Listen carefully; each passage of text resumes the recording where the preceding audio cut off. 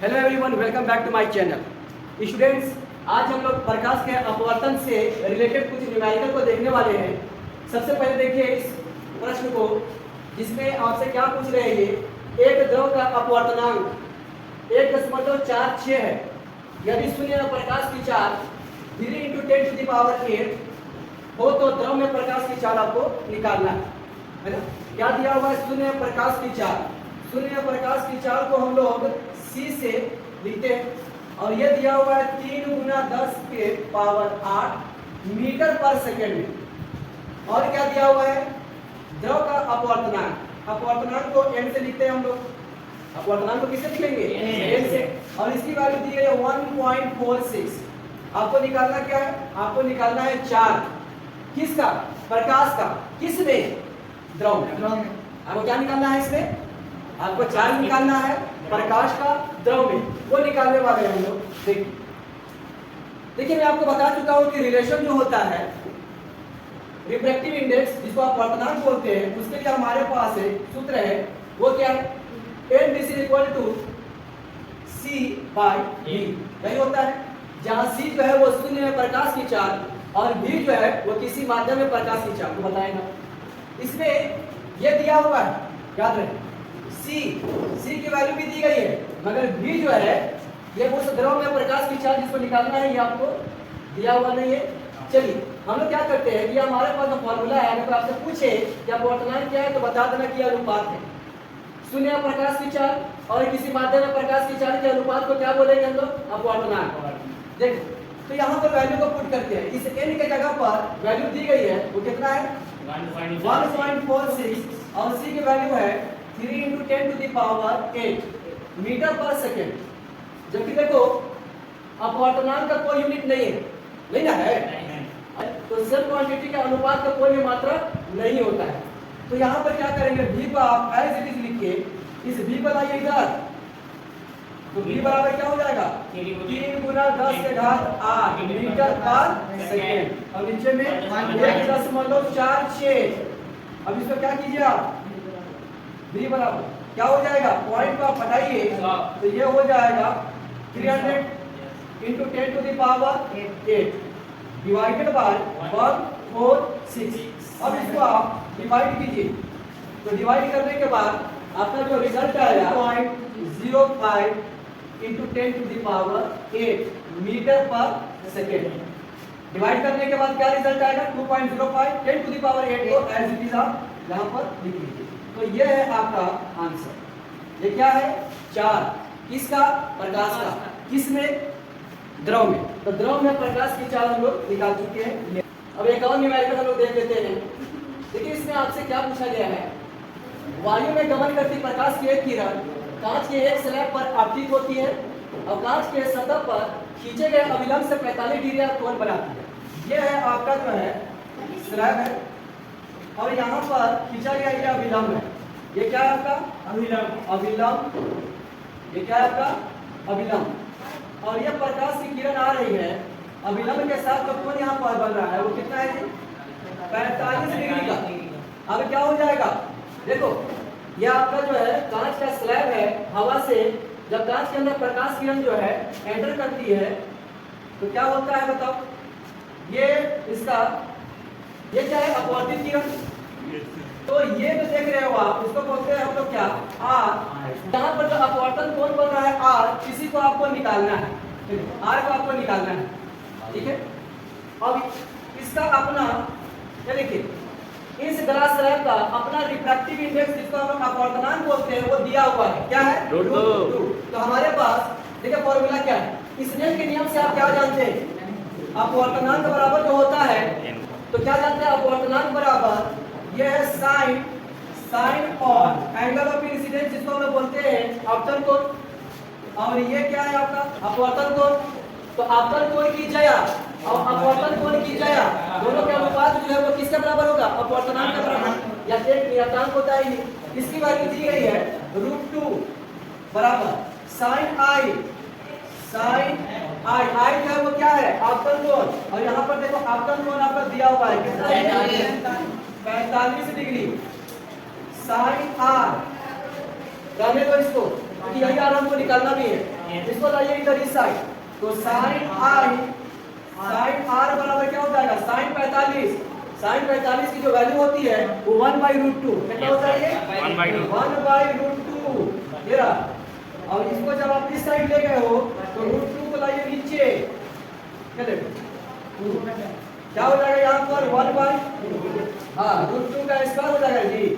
तो √2 का स्क्वायर मतलब क्या, 2। तो यहाँ पर साइन आर बराबर ये आ रहा है। थोड़ा सा यहाँ पर आगे कंटिन्यू करते हैं। साइन आर को आप एज इट इज लिखिए, इसको जस्ट का 10 लिखो। अब 1/2 साइन कितना डिग्री बराबर होता है, 1/2। तो साइन 30 डिग्री, साइन 30 डिग्री क्या होता है 1/2। इस 1/2 के जगह पर क्या लिख सकते हैं, साइन 30 डिग्री।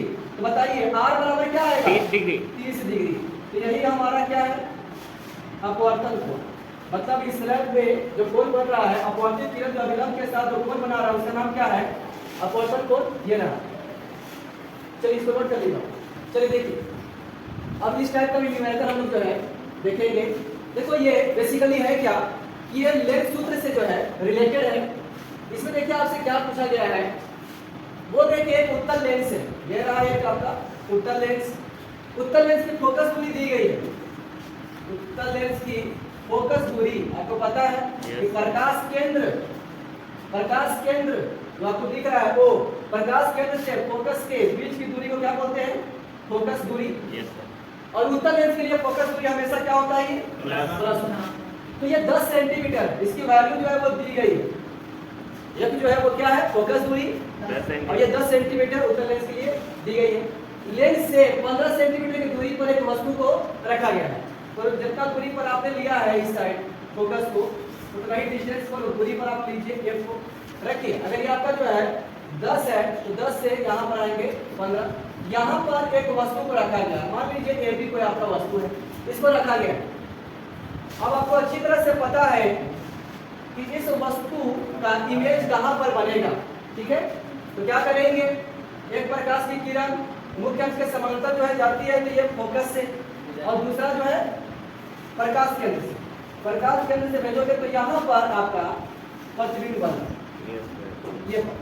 ये प्रतिबिंब का डिस्टेंस क्या है, इस प्रतिबिंब का दूरी क्या है हमको निकालना है। प्रतिबिंब की दूरी को हम लोग v से दर्शाते हैं और वस्तु की दूरी को u से, वस्तु की दूरी को u से।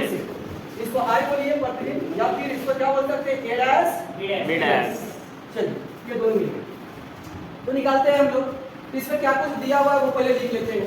फोकस दूरी है 10 सेंटीमीटर। देखिएगा ये क्या है, उत्तल लेंस का फोकस दूरी या इसका क्षमता दोनों धनात्मक होता है प्लस के साथ ही। उसके बाद आगे क्या है बोलो, लेंस से 15 सेंटीमीटर की दूरी पर एक वस्तु को रखा गया है। तो वस्तु की दूरी को किससे सूचित करते हैं हम लोग, u से इसको लिखते हैं। और u बराबर कितना दिया हुआ है, ये 15। हाँ ये दिया हुआ है आपका 15 सेंटीमीटर। 15 सेंटीमीटर।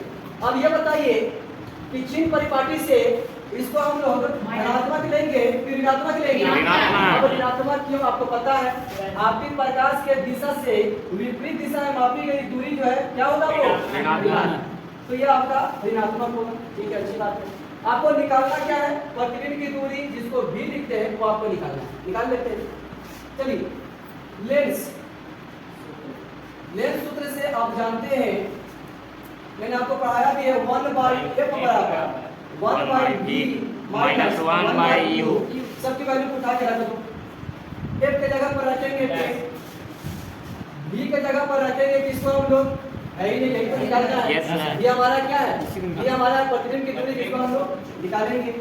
माइनस है तो माइनस 1/u, u है 15 या माइनस 15, ठीक है। तो ये है 1/10 बराबर, ठीक है, 1/v माइनस माइनस क्या हो जाएगा, प्लस 1/15 15। अब ये 1/15 को लाइए इस साइड, या इसको भेज दो उधर, ठीक है। चलिए इसको लाइए। तो ये है पहले से 1/10, ये प्लस में इधर आएगा तो माइनस में बराबर, और ये 1/v ये रह जाएगा। 10 और 15 में कोई ऐसा नंबर बताइए जो 10 से भी कट जाए और 15 से भी कट जाए। तो क्या यहाँ पर हम ले ले 30 तो 10 से भी कट जाएगा, 10 तिहाई 30, 15 दूना 30। 1/3। अब यहाँ पर देखिए 3 में से 2 जाएगा 1/3 और ये है आपका 30 बराबर 1/3। v बराबर आ रहा 30 मीटर में कि सेंटीमीटर में? सेंटीमीटर। ये v बराबर 30 सेंटीमीटर। ठीक है, अब क्या करना है हमको? अब यहाँ पर निकालो आप आवर्धन। आवर्धन अगर आप निकालते हैं तो देखिए आवर्धन जिसको m बोलते हैं हम लोग, अब इसका फॉर्मूला होता है v/u। ये बराबर v/u। सर इसे क्यों ले रहे हैं? क्योंकि v अभी तुरंत निकाले हैं 30, u दिया हुआ है ना। एक और फॉर्मूला होता है प्रतिबिंब की ऊंचाई बटा वस्तु की ऊंचाई का अनुपात को हम आवर्धन बोलते हैं। ठीक है, तो इसको प्लस में, अगर यही दर्पण होता तो माइनस, क्योंकि लेंस है इसीलिए प्लस में। तो देखो तो यहाँ पर क्या आ रहा है? v दिया हुआ 30, u दिया हुआ 15 की -15 -15। तो ये 15 दूना 30, तो कितना आ रहा है ये? -2। अब m बराबर आ रहा है -2। तो यहाँ पर समझना है आपको कि जब भी आपका आवर्धन मैग्निफिकेशन माइनस में आने लगे तो ऊपर की तरफ जो आप देख रहे हो, ये अगर वस्तु है, ये क्या है? ये वस्तु है, तो वस्तु ऊपर की तरफ है तो धनात्मक, इसका ऊंचाई क्या होगा? धनात्मक। मैग्निफिकेशन माइनस में है तो प्रतिबिंब हमारा नीचे की तरफ है, तब तो माइनस में होगा। ये प्रतिबिंब की ऊंचाई जो है ये माइनस में कब होगा? ठीक है, माइनस में कब होगा? जब प्रतिबिंब जो है वो कैसा बनेगा? उल्टा। ये माइनस यही बता रहा है कि हमारा प्रतिबिंब जो भी है वो क्या है? उल्टा है, और जो उल्टा होता है वो हमेशा क्या बनेगा? वास्तविक। तो ये प्रतिबिंब जो बन रहा है आप देख भी सकते हो कि ये वास्तविक प्रतिबिंब है, और जो वास्तविक होता है वो जो उल्टा प्रतिबिंब वास्तविक होता है वो उल्टा होगा। ठीक है, और जो सीधा होता है वो काल्पनिक होता है। तो इस तरह से आपको पता चल गया, प्रकृति पता चल गया कि क्या है? वास्तविक है, वास्तविक तथा उल्टा। वास्तविक तथा उल्टा।